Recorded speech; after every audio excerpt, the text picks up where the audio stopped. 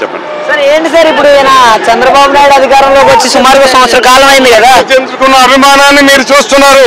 మిత్రులారా, సోదరులారా, మా కార్యకర్తలు, నాయకులు, అభిమానులు ఎవరిని కూడా ఆపే ప్రసక్తే లేదు. జనాల్లో పెళ్ళూపికిన అభిమానం వీళ్ళ పాపాలు పండే రోజు దగ్గరలో వస్తాయి. ఆ రోజు చెప్తారు జనాలు సమాధానం. ఓట్లను ఆపలేరు కదా. జనాన్ని అయితే నిర్బంధించినట్టు ఈ రకమైన ఆంక్షలు పెట్టినా కూడా ఏదైతే అది అవుద్దని చెప్పి జనాలు ఇంత మీకు కనిపిస్తుంది. ఇంత సమూహం వచ్చిన దానికి జగన్మోహన్ రెడ్డి గారు నిజంగా రాబోయే అవకాశం జగన్మోహన్ రెడ్డి గారు ఖచ్చితంగా మేము ఇస్తామని చెప్పి భరోసా జగన్ ఇస్తున్నారు జనాలు. దానివల్ల ఎటువంటి మార్పు లేదు. రాబోయే అసెంబ్లీ ఎలక్షన్స్ ఎప్పుడు వచ్చినా జగన్మోహన్ రెడ్డి గారు ముఖ్యమంత్రి అవడం ఖాయం, ఇలా భారతం పట్టడం ఖాయం. ఇప్పుడు జగన్మోహన్ రెడ్డి గారు 5 సంవత్సరాలు పరిపాలించారు కదా, ఆయన పరిపాలించిన 5 సంవత్సరాల కాలానికి ఇప్పుడు చంద్రబాబు పరిపాలిస్తున్న సంవత్సరం కాలానికి వ్యత్యాసం ఏంటంటారు? ఈర్ష్యాద్వేషాల ప్రభుత్వం ఇదని ముద్ర పడిపోయింది.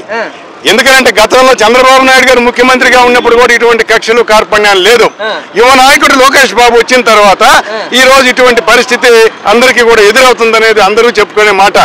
కానీ ఇంత నిర్బంధించిన జగన్మోహన్ రెడ్డి గారు ముఖ్యమంత్రిగా ఉన్నప్పుడు ఆ రోజు అనుకోని ఉంటే చంద్రబాబు నాయుడు గారు కావచ్చు, ఇతర తెలుగుదేశం నాయకులు నెల్లూరులో అడుగు పెట్టి ఉండగలరా?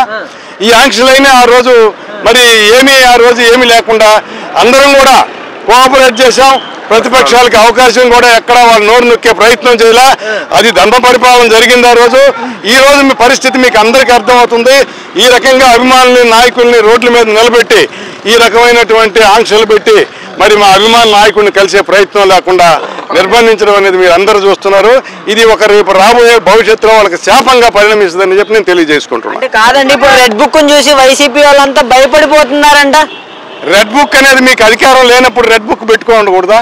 అధికారంలోకి వచ్చిన తర్వాత మీరు రెడ్ బుక్ పెట్టుకుంటే లేదు ఒక బుక్ బెటర్ రేపా పెట్టుకునే ఉండరు కదా. నన్ను చెంపదెబ్బ కొట్టుకోండి, నేను కొట్టకుండా ఉన్నాను కదా.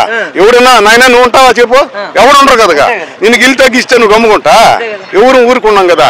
ఇది యథార్థమా వాస్తవమా చెప్పాలి. రెడ్ బుక్ ఎర్ర రంగుని చూస్తేనే వైసీపీ వాళ్ళకి ప్యాంట్లు తడుస్తున్నాయి అంటున్నారు నారా లోకేష్. తడిసే పని అయితే వీళ్ళందరూ ఎందుకు వచ్చినట్టు, మేమందరం ఎందుకు వచ్చినట్టు? తడిసే పని అయితే మాకేం తడవలేదా? ఎవరికైనా తడిచి ఉందేమో చూడండి.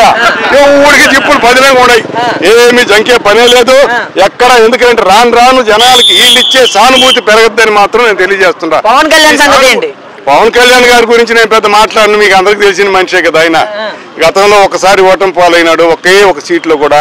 మరి ఈ రోజు ఆ స్థాయిలో వచ్చినాడు అంటే దాన్ని ఇచ్చిన మాట కట్టుబడి ఇది సంక్షేమ పథకాలు ఇచ్చిన హామీలు ఏమైనా వాటిని అమలు చేయమని చెప్పి చంద్రబాబు నాయుడు గారిని గట్టిగా ఒత్తిడి చేయాల్సింది పోనిచ్చి ఈ రోజు లేనిపోని ఆంక్షలు పెడుతుంటే ఎక్కడుందా ధర్మ పరిపాలన? ఎక్కడుంది సనాతన ధర్మం? ఎక్కడుంది? ఆ మహానుభావుడికే తెలియాలి. అది సనాతన ధర్మంలో ఇట్లాంటివి ఉంటాయా? ఉండవు కదా. మరి ఈ ఆంక్షలు చూస్తున్నారు కదా. మరి ఇంకేం చెప్పాలి బాబు చెప్పండి. ఓకే.